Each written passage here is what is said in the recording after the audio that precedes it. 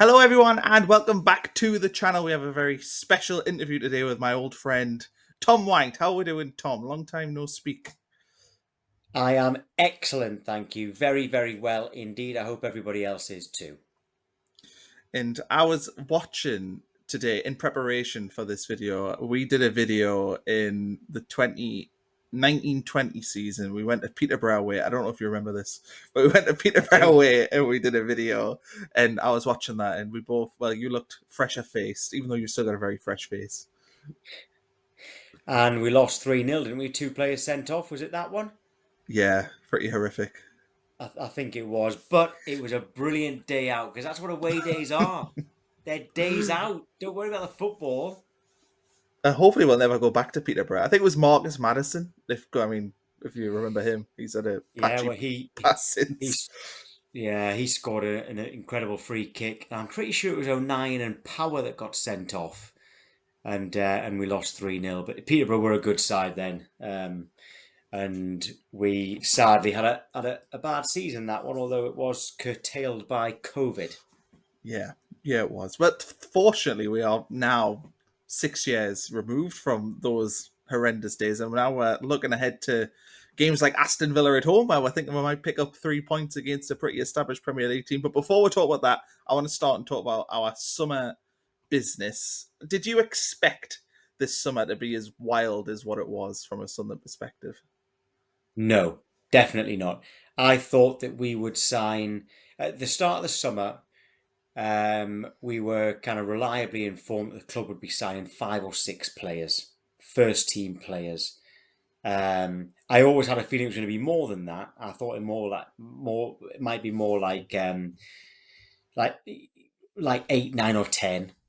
Um, it was only a few more than that, but I did not expect to see us spending as much money as we did. I certainly expected us to keep more faith with the players who got us into the Premier League. And that hasn't been the case at all. But it was interesting summer and an exciting summer. And so far, of the players we've seen, I've been very impressed. And some, of course, have still got a point to prove because, well, we've not seen them yet. I mean, do you think the club looked at I've looked a lot at the six teams that because a lot of talk about the three that's came up and back down the last couple of seasons. I looked at the six of them, and I think Sunderland have looked at all of them and went, "Well, that was what they did wrong. We're not going to do that. We're not going to do the Ipswich where we buy championship players and try and level up the team by doing that. We're not going to do what Burnley did under Vincent Company, where they were married to this very progressive style of play that played into the hands of every team that they were playing against." Sheffield United didn't recruit well enough. Luton obviously didn't spend a lot of money when they were up here. Southampton didn't recruit well last season. Leicester had loads of issues on and off the pitch heading into last season. So it feels like the context around Sunderland from pundits in the summer is, oh, the three will probably come up and then come straight back down. But I think that Sunderland have been really clever, and actually the other two newly promoted teams have also done this. They've been quite clever in how they've done things.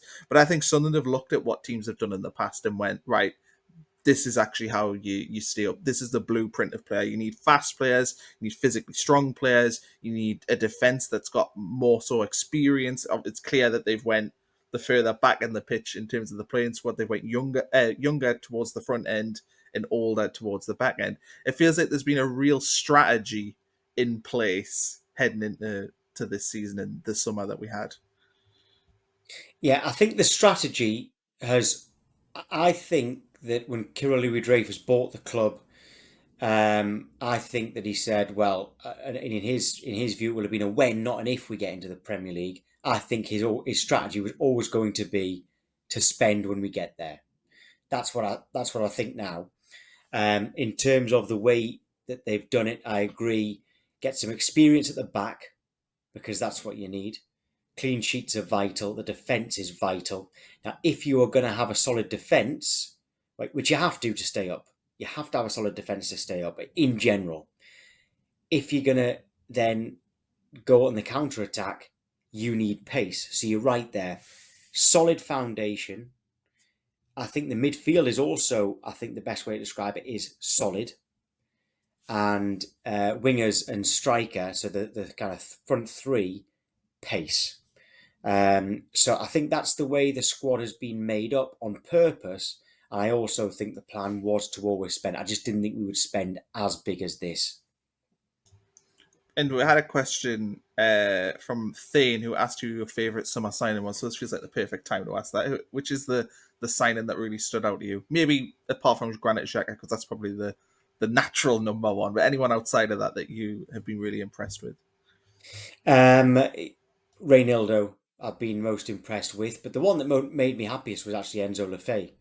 I think he's going to be really important to us this season. I know he didn't start the first couple of games, and eventually he's gone into the position that we didn't really want to see him in the Championship. He ended up going onto the left wing. Really happy with him. As soon as he signed, I was like, that is a great start.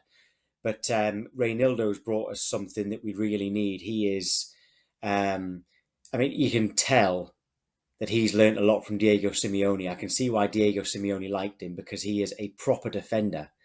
And fullbacks don't tend aren't in general they're expected to attack more than they defend these days. Masuaku will be more attacking than defensive, but in Trey Hume at right back, and I think eventually Mukiele might end up at right back, and Reynildo at left back.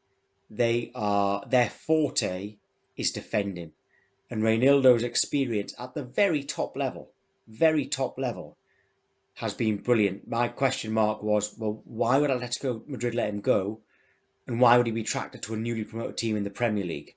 Well, we've obviously sold him a dream, and he has taken to it. He's obviously bought into that dream, and I think so far he's been brilliant. So he's the one I've been impressed with so far, but the one that made me the happiest was probably still Lefay.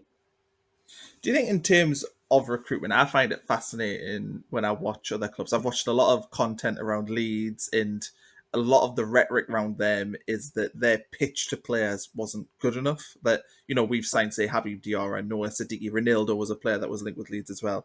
Our pitch has clearly been very good.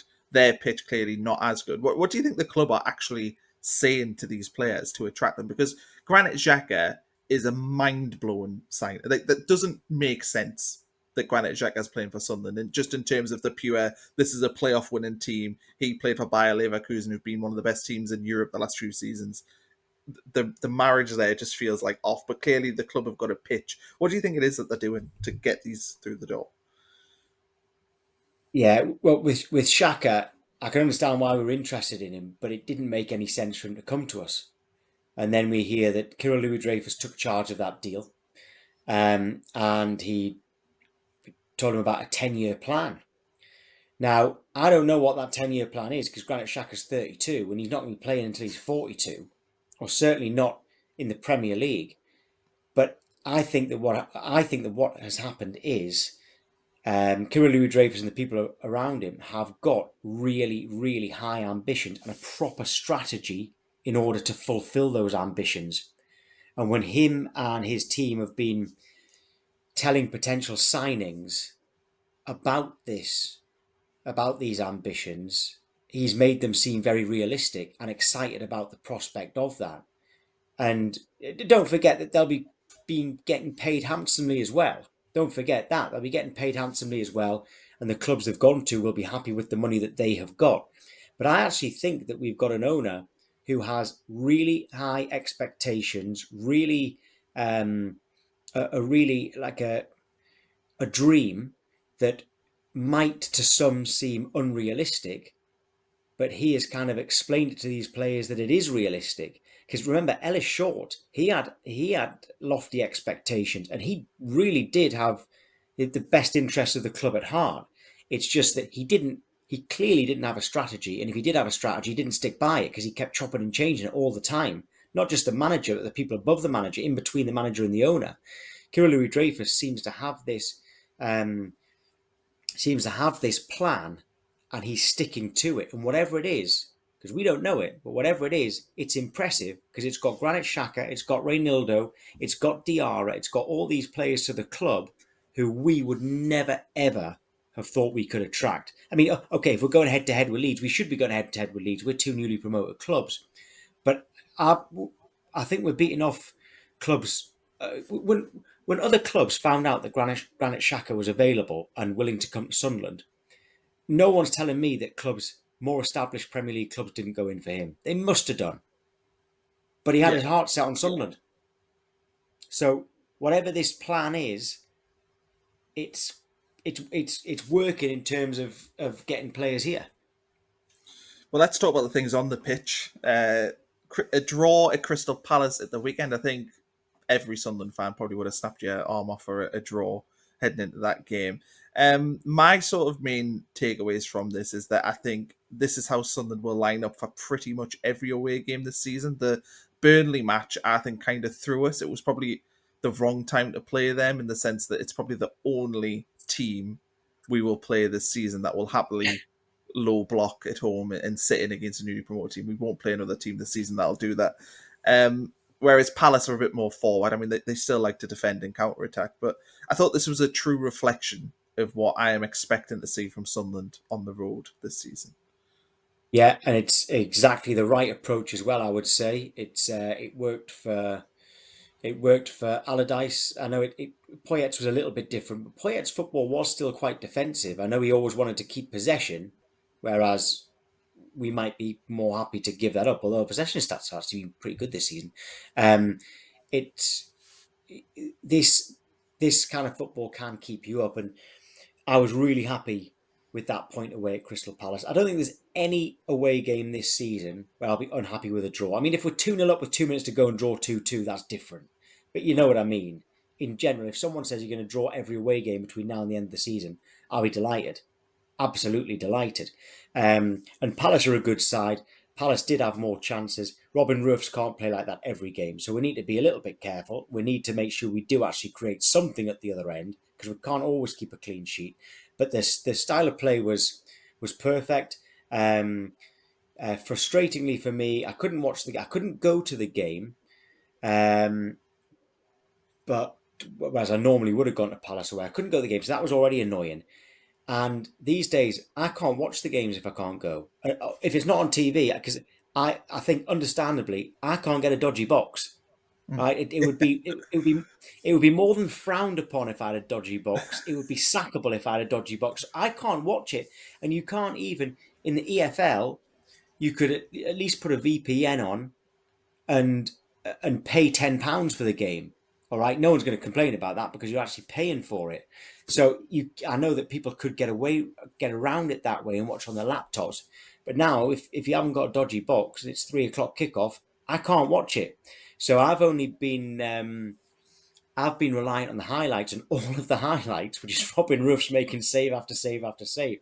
So we do need to create something at the other end, um, because you can't do that every game. In terms of the style of play, that's exactly what we need away from home. Exactly. And also in home games against Man City and Liverpool and Chelsea, we're going to have to play like that as well. And I hope people don't get frustrated by it because it's exactly what we need to do. I don't think people will. I mean, you talk about Allardyce. I fondly look back on the Sam Allardyce era, and it certainly was not Pep Guardiola, flashy football, but it was industrious football. I think Sunderland fans like industrious style of play and everyone putting in 100%. And Sunderland, I saw a lot of Crystal Palace fans after the game, and I don't know if you saw this, but they were all saying, wow, like Sunderland fought for every ball. They were so much more physical than the other newly promoted teams in recent years. They look like they know what they're doing. And that filled me with a sense of like, okay, like maybe we are a bit more than just being a team that gets somewhere between 30 and 35 points. Maybe we actually could hit the heady heights of 40 and stay up quite comfortably come the end of the season. Remember all those seasons where we just survived and we'd end the season strongly and we'd go into games like where we absolutely could not lose. Like some of them were even felt like must wins. And we would fight and fight and fight. I'll never forget that 0-0 away at Arsenal under Dick Advocat. It was like our defending was like a scene from Saving Private Ryan. I mean, Seb Larson. I'm pretty sure Cattermole would have been playing when Defoe was playing left wing, but really he was a second left back. O'Shea was there. Billy Jones accidentally hit his own crossbar, and we were playing like that because we knew a point would keep us up. We seem to be playing like that from the start of the season. We seem to be fighting for every single point now. Whereas it would be quite easy to be like, oh, there's loads of time left. Maybe we won't go 100% for 100% of the game, and we end up losing 1-0. We went 100% for 100% of the game against Palace and got a point. And who knows, that point might keep us up. That go the and a clean sheet. By the way, 4 games in, 2 clean sheets. I mean, it, it would have been perfectly possible to go the whole season with only 2 clean sheets. We've got 2 from 4 games. So very impressive result. Very impressive result. And I'm not at the stage where I'm going to be greedy and say, "Oh, would have been great to nick it 1-0." That goes without saying. But I was when the full time whistle went, and I was having to see on my phone that the full time whistle had gone. A huge sigh of relief, and it made, as it does when your team get a good result, it made Saturday night much better than it would have been. Yeah, and also when you see Leeds and Burnley throw away games right at the end, Leeds with that ridiculous own goal, Burnley conceding a stupid penalty and losing, that again just fills me with a bit more confidence. Like we went to like Fulham away and Palace away are like the same sort of game, aren't they? It's a London away game, both solid mid-table Premier League teams. We go to Palace and get a 0-0 draw. We fight, we find a way of getting it. Leeds go to Fulham, fight for the 90 minutes, play really well, and then come unstuck with a stupid set piece goal. That fills me with confidence when I'm looking at the other teams in the league. Wolves being bottom of the league without a win this season. I'm already picking out like, right, okay, we're already 7 points ahead of Wolves. That's going to take them a lot to make that difference up. And they're the things already, I think, because we've had a good start, we can look at and take a lot of confidence from. Yes, but there will be times this season where it's us who concede in the 94th minute. It will happen. It Yeah. will. Hopefully, it'll be away at Liverpool. We're 1-0 up and we concede and draw 1-1. I mean, that's not so bad, but it will happen. There will be heartbreaking times this season. It's just as long as we don't have heartbreak at the end of the season and go down. Um, but yeah, I do have a bit of sympathy for Burnley and for Leeds. By the way, when Leeds were playing Newcastle a couple of weeks ago, how did you feel about it? Because we haven't been in the same league as Newcastle for a long time. So our fans, because of the way it is, our fans always want Newcastle to lose because that's the way the rivalry is. And for years and years, we've wanted Newcastle to lose every game. Now, Sunderland fans are never going to want Newcastle to win, but actually, Newcastle were playing Leeds, and it was like, oh, Newcastle aren't going to go down. They're not going to be fighting relegation with us this season, but Leeds might be. It's quite a weird feeling, isn't it?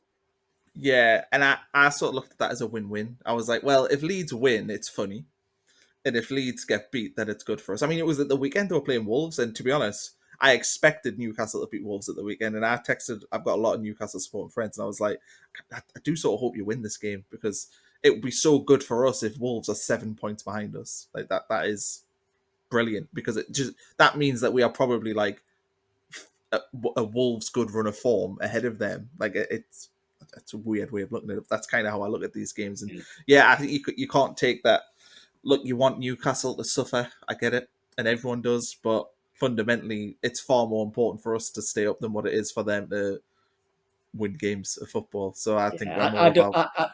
I don't want them to suffer. By the way, I'm just as Well, a I mean, I'm not saying I want them to, as get. as a kind of as a fan base, it's a good. I think it's a rivalry to be proud of. I like it, but it was just quite interesting. Like speaking to a lot of my friends who are Sunderland fans and Newcastle fans, like when they played Leeds and Wolves, it's like, oh, it's been a long time actually Yeah, since it's been like this because Newcastle fans don't want us to win, and like they they certainly didn't want to drop points against Leeds or Wolves, obviously. But at the same time, at least they might even be thinking, "Oh well, it softens the blow that they're closer to Sunderland now." But it is interesting after all these years. but you're a bit like me, though, aren't you? Because you're Anik, so you're a Northumberland Sunderland fan, and I'm a Northumberland Sunderland fan. So I know a lot more Newcastle fans than if I was from Sunderland Yeah, itself. And it got to the point where we were in League One, where some of my mates were like, "Do you know what? It's not even funny anymore. Like, you just need to get your act together, and we need the Derby days back and all that sort of stuff." And you do. Like yeah, it's good to be yeah. back up there The, now. It is 13th of December. It's been in the calendar ever since those fixtures came out, as you'd imagine. Yeah, hopefully it doesn't get moved. Well, I don't think knowing TV as I do, we know that that game has to be at midday or 12:30. We know that. Yeah. Now, TNT Sport have the 12:30 game on a Saturday. So it can't be the 5:30 game. It can't be Friday night football. It can't be Monday night football. Police won't allow that. Now, if it's on the Sunday times are 2 p.m. and 4:30 p.m. I don't think the police will even allow 2 o'clock. Mm. So, do Sky go through the hassle of getting permission to move it to midday on the Sunday, or do they let TNT just have the game because their game is 12:30 and there's no hassle with the police because they'd make it be 12 or 12:30 anyway. So I think it's going to be Saturday 12:30. That's a complete guess, but I think it's going to be on TNT, not Sky, and we'll be at 12:30 on the Saturday. That's what I'm I actually think a is going bit. to happen. That would make sense, but I've been a bit surprised that Sunderland haven't been on the TV that much this season. I couldn't that first game of the season. I couldn't believe it. Yeah, I was very I weird couldn't believe it. choice. It was good for me because I went to the first game of the season, and if it had been the Sunday, getting back on the Sunday would have been a little bit harder to get to work Monday morning. So I was very happy it didn't move, but I was very surprised, I must say. And this Sunday is the first time, isn't it? First home game, yeah. Have we It's the been on first. the TV? No, this is the Oh first. yeah, I think it is. No, this is the Yeah, first first time. televised game. It's the first It's first time we've wild. been on TV, and it's at the same time as Newcastle are on as well. Yeah, and it's weird because the opening day of the season, the West Ham game on Sky Sports' YouTube, the Sunderland West Ham highlights were the most viewed highlights that weekend. It got more views than that Man United played Arsenal. It got more views than that, and it's like there's obviously a clamour to have Sunderland on the TV. It just I don't know, doesn't make any sense. Well, Anyway, right? Sunderland are a big story again. That's the thing. Sunderland are a big story at the moment, and it's that they have been all summer. All Yeah, summer we've been a big story, and the EFL are going to miss us because for the EFL to lose Sunderland and Leeds is is a big blow for them. But the Premier League to gain Sunderland and Leeds, delighted. They are like Premier League are delighted to have us. yeah. I know like the guys who do like the not the top 20 and stuff are not pleased that Sunderland are out because I Yeah. think we made up a lot of their subscriber base. Let's talk about the Villa game. I also want to touch on the midfield and forward line because I feel like is there a disconnect there? I sort of when I watched the game at the weekend, we desperately missed Enzo Lefebvre. When we played Brentford, his influence on the game, his fingerprints were absolutely all over it. And it felt like at the weekend we needed a player like him. A, his defensive industry is very good, but B, he's the best creative player that we have, in my opinion, and we really, really missed him. But I think it shows that there is maybe a little bit of a disconnect there between that solid defensive midfield and then the attack. It just feels like they're not quite on the same level at the minute. Well, I'm hoping it will click. First of all, I'm not sure if we know what our first choice front three is. So, um, is Talbi our first choice right winger, or is it going to be Bertrand Traore? Left wing, is it Adingra or is it Lefay? Does he eventually want to put Lefay into central midfield? Is he going to try Mayenda and Isidore out on the wing? Because who's his first choice striker? He's had Mayenda, who's scored on one of his three starts. Isidore started once, but he scored twice from the bench. But they spent a lot of money on Brian Brobby, so I don't think he knows what his first choice front three is yet. So um, that is a factor in it for now. In terms of the defence, the solid defence and the solid midfield, that's going back to Allardyce. That's what happened. We had a solid defence. Admittedly, he wanted Van Aanholt and Yedlin to get forward more. I mean, Yedlin couldn't do it, but Van Aanholt could. But the three central, remember, it was Katamol, Kirchhoff, and Villa. None of them were getting forward, so they would just look up, and they had forward passes, and you had Barini, Kazri, Watmore. then you had either Barini or Watmore, and you had Defoe up front. And those three kind of, even though they were slightly interchangeable, they did click. So I think having the solid back line and the solid midfield actually helps because they look forward and they should see three players attacking.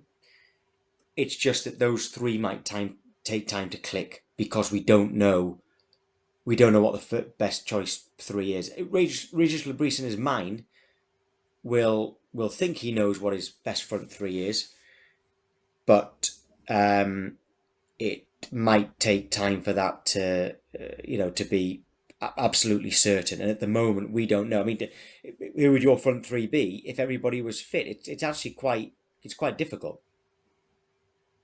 Yeah, it's really difficult. I mean, I would guess at the weekend. I feel like he might go with Brobby up there. I feel like the idea in my head is that Brobby wears down a defense because he's got the physical attributes, and then if we need to bring on a Mayenda or an Isidore, I mean, I think Mayenda and Isidore can also both play on the wings potentially.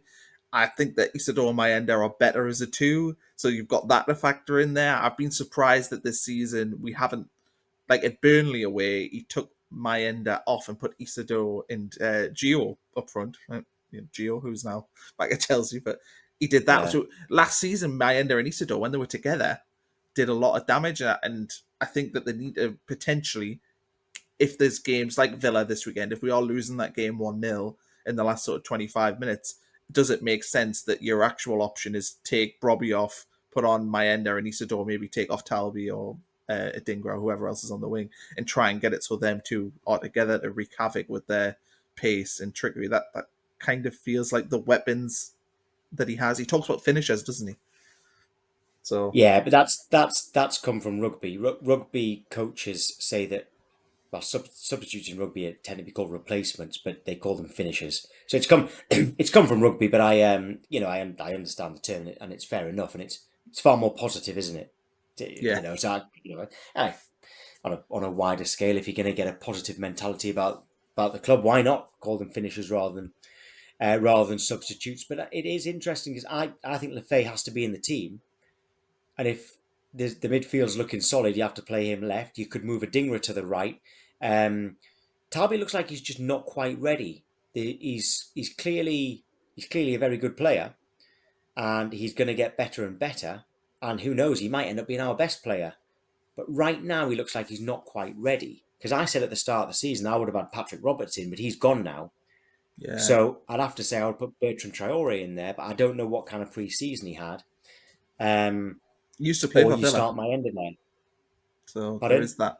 He used to play for Villa, Traore, so maybe Yeah, there's well, that. yeah, exactly. I've got a feeling I've got a feeling the it'll be Talby on the right on Sunday, and will come off for Traore at some point. Um, but right now, if I was to pick the front three, I'd find it quite difficult actually to be absolutely certain on what I think the best front three is.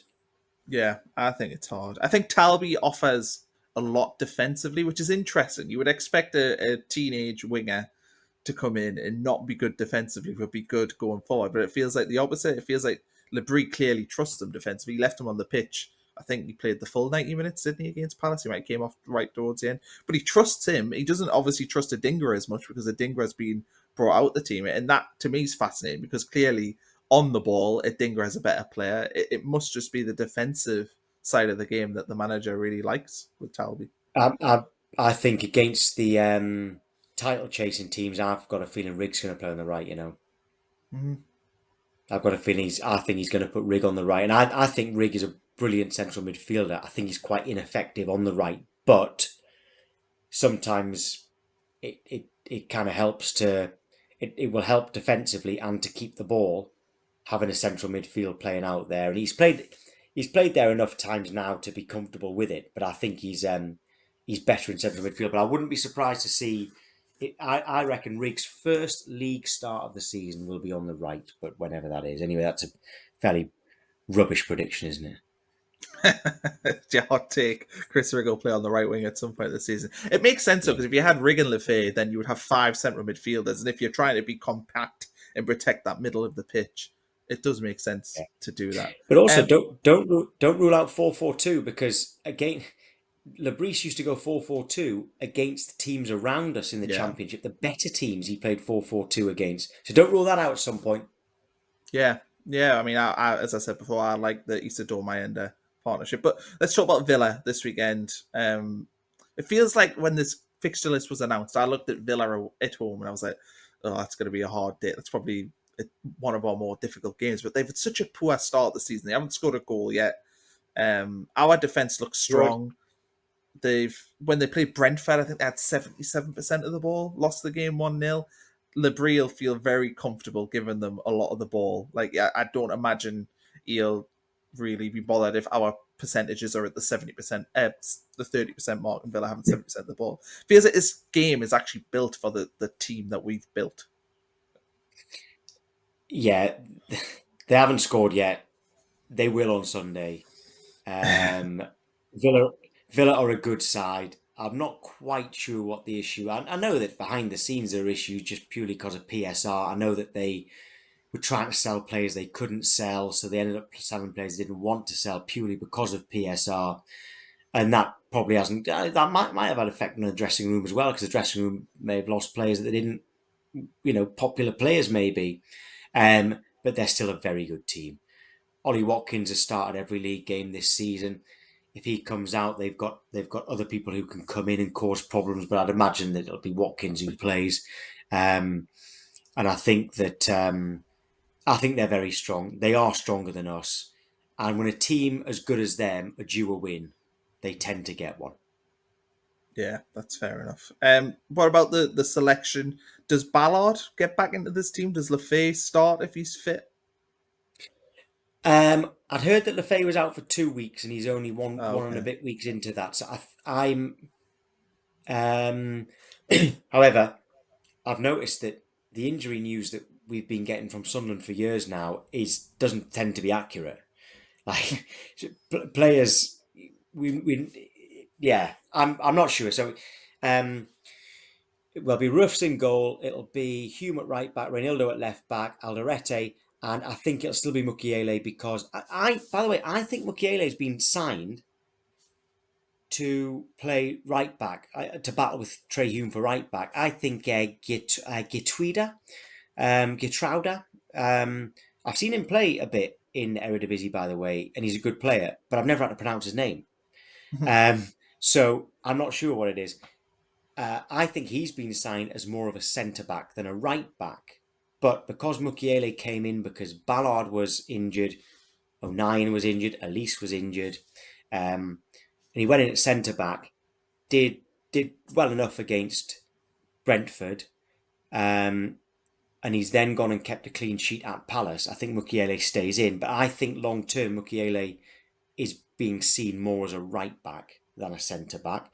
So I don't think Ballard comes in purely because he's conceded one goal in 2 games, Mukiele. So I think he keeps his place. Midfield three will be um, as you were, and my information may have been incorrect, but I think that Lefay will be out, so I think it will be a Dingra. My question marks are whether he sticks with Talby or puts Traore onto the right or Rig. Um, and up front, I don't think he'll take Isidore out after one start. So I'm gonna go. Yeah, I think it probably will be Isidore up front, but the two question marks for me would be the striker and the right wing. I think even Lebris might be still pondering those two. Yeah, Mukiele. I mean, you talk about him as a right back. I mean, he looks every bit a centre back, doesn't he? I've been very impressed with him and Alderete. I mean, Alderete has Sunderland sort of. I don't know if legend, probably not legend. That one below. What's the below a legend? Folk hero, Icon, icon. I think he's oh, got folk that. hero, yeah, cult Yeah, hero, cult hero, yeah, yeah. There we are. That's what cult, I was looking cult, for. yeah, Yeah, cult heroes, Loriksana cult type. heroes better. Well, Yeah, John Kay was the ultimate cult hero, wasn't he? yeah, So yeah, he's yeah. got he's got a chance, but then he's only played 4 games, hasn't he? One of them was a substitute. Let's not get too ahead of ourselves. Yeah, no, that's fair enough. Some general things. Opta has us at a less than 50% chance of relegation. I think we started the season at about 60%, and we're down to about 45% now. Um, Would you agree with that? Do you think that now there's more chance that Sunderland stay up than they do go down? But we're not talking about the Opta supercomputer on air today. Yeah, It always gets, it always gets. I was going to say it gets viewers talking. No, it gets viewers angry when we talk about yeah, it the does. Opta computer. I am thinking it's still very early. I say this all the time. I say it on air all the time. A point a game keeps you up. Um, I do think it'll be the same as that this year. Um, we've got 7 points from 4 games. So right now, we are absolutely fine. But Yeah, lose the next 4. I think as soon as we dip below that, we might start to panic. And once you start to panic, things get worse and worse. I think we need to stay above that. December looks horrible. Having said that, if we can nick it against Newcastle, then even 3 points in December is, well, if you get 3 points against Newcastle and 3 points against Leeds, 6 points out of December is actually quite good. But anyway, again, now I'm getting ahead of myself now. I think it's too early to be feeling overly confident about survival. It's a long season. That's what John O'Shea always used to say when a manager would come in and say to John O'Shea, "John, I'm actually not going to start you. I'm going to go with a different centre back partnership." John O'Shea would always say, "It's a long season, Gaffer," and he would always get back in. So it is a yeah. long season. Let's just make sure we stay in the Premier League. Who are the teams that you're looking at as potential rivals? So I was looking today. Obviously, Burnley, Leeds, Sunderland, Wolves are the second favourites to go down right now. This is all off the Opta computer. Also, other teams in there were, I think, Forest, Brentford, West Ham were at 36%. Man United actually had higher chances than Brentford, which surprised me. But they're the teams that they think. Are they roughly what you're looking at, other than maybe Man United? Because I don't think they'll go down. I wouldn't say Manchester United, although I wouldn't. I think they'll be bottom half. I'll be honest with you, um, unless something changes there. That's a different podcast. In fact, that's very much Sky Sports news for the Yeah. last 2 days. That's what we've been talking about. The Forest, no chance, absolutely no chance. Forest are going down. I still think Forest. I don't rate Ange Postecoglou. I don't. I think they would have been better off with Nuno, but I do think they'll be fine. More than fine, actually. I think they can still have a decent season. So Leeds and Burnley purely because they're newly promoted clubs like us. Wolves because the transfer window didn't go their way and they've had a bad start, so I think they're added in. And even before the season, out through Brentford and Wolves into it. So there's 5 plus us. I don't see anybody else. Don't think you mentioned anybody West else Ham? other than Forest. Yeah, West Ham. Did I say West? Sorry. I don't know. Oh, sorry. I said sorry before the season. I said West Ham and Brentford possibly. Wolves throw them in, even though I didn't see that as bad a start as this, and the 2 other newly promoted clubs. So those 5 plus us. Yeah. Okay. Yeah, that's probably where I am at the minute. I also think that the more established Premier League teams can change a manager. Like if West Ham sacked Potter and brought in Dyche, they'd be fine. Like so, whereas if we sacked which I don't think would ever happen, but if we did, it would be really hard to bring in a new manager that would be able to get us ticking in the right direction. So I think there is that Yes. to throw in there as well. Yeah. Uh, No. I think you're absolutely right. We've got a few questions which we'll finish off with. So Jack Asbury says, "What do you both make of the Premier League right now? 1 minute a club like West Ham is looking down and out, and then they go and beat Forest 3-0, but immediately lose 3-0 to Tottenham. Man United seemingly haven't changed this last season either, despite the amount of money they've spent. So, what do you make of the Premier League generally this season?" Um, Much harder to get away tickets, Connor. That's what I make of the Premier League. Much harder. When I was going to League, when I was going to Rochdale and Accrington and all those places, Wickham.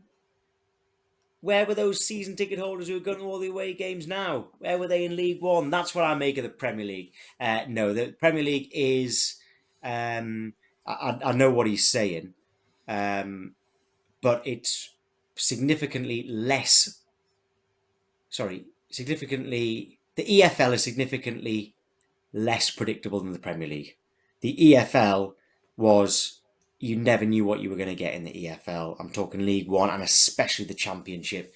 The Premier League, you still get shocks. Like I thought West Ham away at Forest was a shock.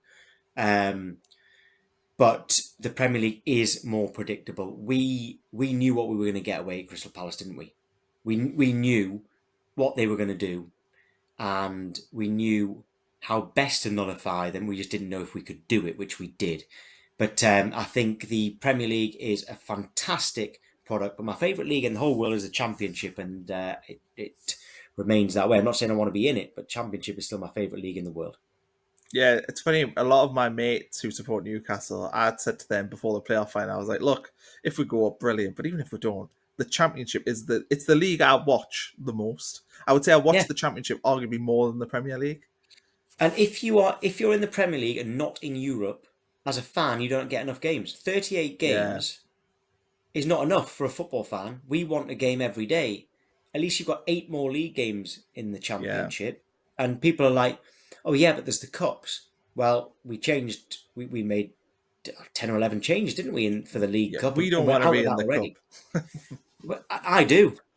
I Yeah, do I because do, but we. I want a game every day. So I miss the Tuesday and Wednesday night games in the Championship as well. Actually, I know that wasn't actually the question that he asked, um, but in general, I don't think there's enough Premier League games. But I understand it's to help those teams in Europe because now they've got extra games when they're in Europe because they've got 8 games rather than 6 in the group stage. Yeah, yeah. There is a lot of football for them teams. This is a bold question. Ryan Haddock asked, "Is this Sunderland's best ever Premier League 11?" Um, I hope if he asked me that question at the end of the season, I say yes. But at the moment, I have to say no. I think when we had um, Sorensen, I loved Jody Craddock. By the way, you could add Steve Bold in there, and he wasn't even there for Yeah, very long. I thought the season we had Don Hutchison as well. You've obviously got Quinn and Phillips in there, um, and Mickey Gray. Mickey Gray, so like he doesn't tend to be as loved by our fans as other players. But Mickey Gray was like to me, he's an absolute legend of the club. But anyway, um, right now, no, it's not. But I really hope. I tell you what, there is potential for it to be. But right now, no, not yet. I hope it's not yet. no. Not even no. You have to go with that 99 2000 team, wouldn't you? 30-goal season striker. That is, for me, the pinnacle of Hey, Sunderland. Isidore might get 31. He might. It's unlikely, but he might.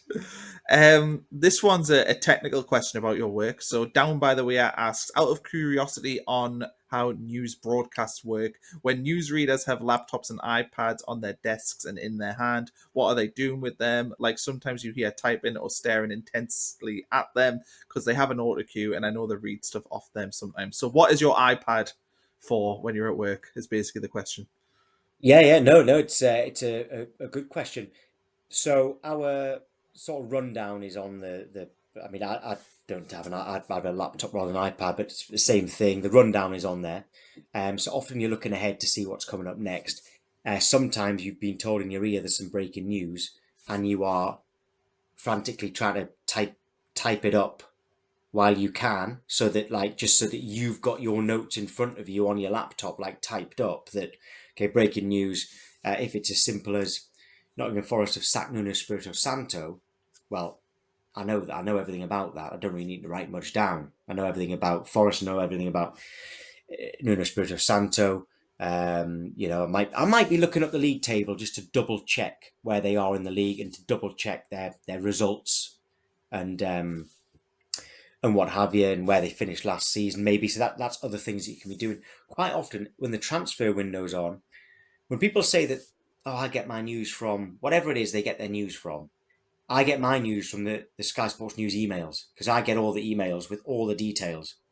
And that news will come through. Sometimes it'll come through at 4 o'clock, but we can't break it till 5 o'clock. Sometimes it'll be like, right, break this now. And I'm reading that news. I'm reading the news that we're about to break. So everything's on there. And I know when he says about auto cue, the show I do doesn't have a lot of auto cue actually. It kind of has a hello at the top. Um, and that's pretty much it, because I've got a guest, and I do my own questions for the guest, and I don't really have it these days, but newsreaders obviously do, because they're reading the news and it's all on auto cue. But in general, when we're looking down, it is reading ahead at what's next, and it tends to be something to do with breaking news. How do you find? Because obviously do like bits of video presenting and stuff, but sometimes I have days where I just can't read. Like not as in obviously I can read, but I'm reading something in there and I'm saying it and it comes out wrong. Do you? Obviously, you're a professional. You've been doing it for years, but do you ever have days where you're mispronouncing things, you're tripping over your words and stuff, or are you at the point now where that just doesn't happen? It happens all the time. So, the in terms of tripping over my words and stumbling, I've always been bad for that. Always. 'Cause I'm quite when I'm reading out loud, I'm quite a fast reader. Don't know why, just am, and that doesn't help. But on that, what you've got newsreaders who read the news. Now they are very polished. They are kind of I don't mean this in a negative way, but quite robotic. And that's what I used to be. I used to just read the news. And I wasn't very good at it, because like I would trip over my words all the time.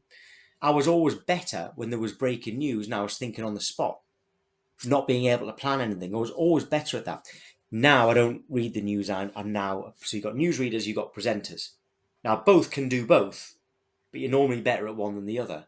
I am now a presenter rather than a newsreader. And if I'm tripping over my words, it's only tripping over words that are coming out of my own mind. I'm not reading a script. And it's quite natural, because the point of the show I do, and the shows that I've tended to do for the past few years, is I'm talking to my guest and also including the viewers as though they're in the living room with me or in the pub with me.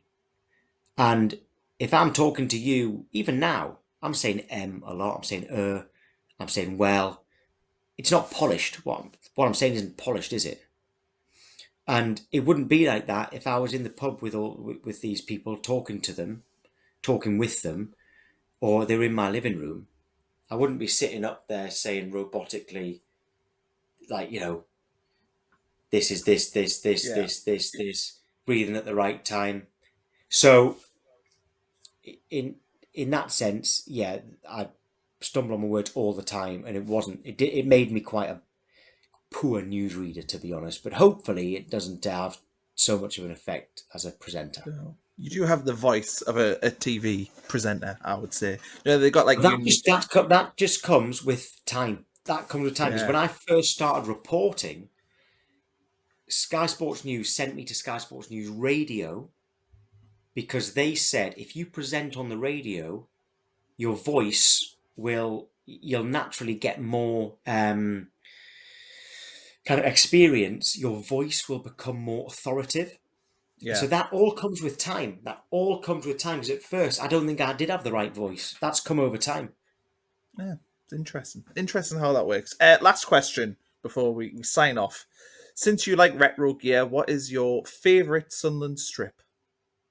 The favourite one is the one we've done replicated this year, the blue Hummel, which we wore it at Wembley when we lost to Swindon, but still ended up getting promoted. And it's basically the kit that this year's has copied. This year's second kit has kind of copied it. So the Yeah, blue one, Hummel, Vaux. Um, it's probably on my wall somewhere. Actually, I've got plenty of some memorabilia around here, but yeah, it's over there. It's the back of it, not the front, which doesn't really help. yeah. I know which one you Um, mean. but yeah, you can imagine Marco Gabbiadini, and I think actually, in fact, we wore it away at Newcastle in the semi-final of that playoff campaign, I I think believe. you're correct. I Yes. I got into football. I got into football that summer, so it's kind of like I got into the World Cup Italian '90, which was just after that playoff campaign. Um, so yeah, that's my favourite one. However, on a par, I will put the yellow kit from that season as well, which we've made replicas of, and I've got a feeling it's going to be the away kit next year. All signs are Yeah. pointing to that, aren't they? but I have not got an original of that one, and I am on the lookout, and have been for years and years. I've bid far too much money on eBay for genuine ones of that kit, and always lost. So I'm Yeah, obviously not the only one. So that blue one, but the yellow one is the holy grail because I haven't got it. you need to speak to Michael Ganley at the Farm Museum. He probably, Yeah, and well, I've been there several times. I absolutely love that place. He's got an original of the yellow Hummel with the black on it. You know yeah, the one, the Don Goodman one. No, no, Don Goodman wouldn't have wore. Yeah, Don Goodman wore that one. So it was a couple of years later. He's got an original one of that, and he kind of said that if he ever sells that, it will go for like mega money. But at the time when I asked him, it was not for sale, and understandably so. But again, we've done replicas of it because they can only make. Do you know that they can only make like official replicas if that original shirt didn't go on sale at the time? oh So really? No, I that's didn't know that. why if you go on the like club uh, the SAFC store, that one that I'm talking about, because it never went on sale, Hummel were like, okay, yeah, we can do that as a retro kit because it never went on sale. And you know the '92 FA Cup final zip up tracksuit top that went on Yeah, retro sale as well with like purple, yeah, yeah, I like remember that it. was like white, purple, maybe some blue on it. That Hummel were allowed to replicate that for the club because even though we wore it in the '92 Cup final, it never went on sale. Whereas the red, blue, and white one, which was the general one they used all season, which I have got, that they're not allowed to do a remake of because it went on sale, and I've got an original of that, which I, a real pride and joy, that one of mine. There's that white kit we wore at Palace as well, about, I don't know, 2014, 15, something like that, which never went on sale. It's like a Yeah, rare, that was that the 3-0 Stephen Fletcher, yeah. Jordi Gomez, and one other. Fletcher scored It a was like beauty at the made end. specifically for that game because obviously our kits must have clashed, both of our home Yeah. and away. Well, again, I've bid on a one on eBay.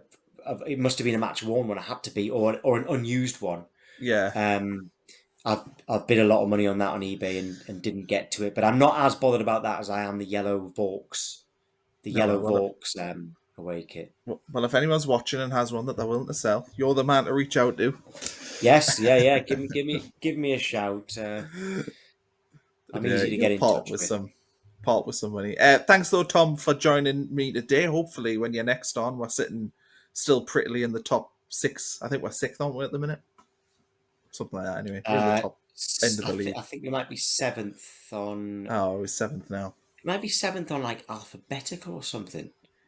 But anyway, I Yeah, hopefully we're up there. I might if we're seventh next time we speak.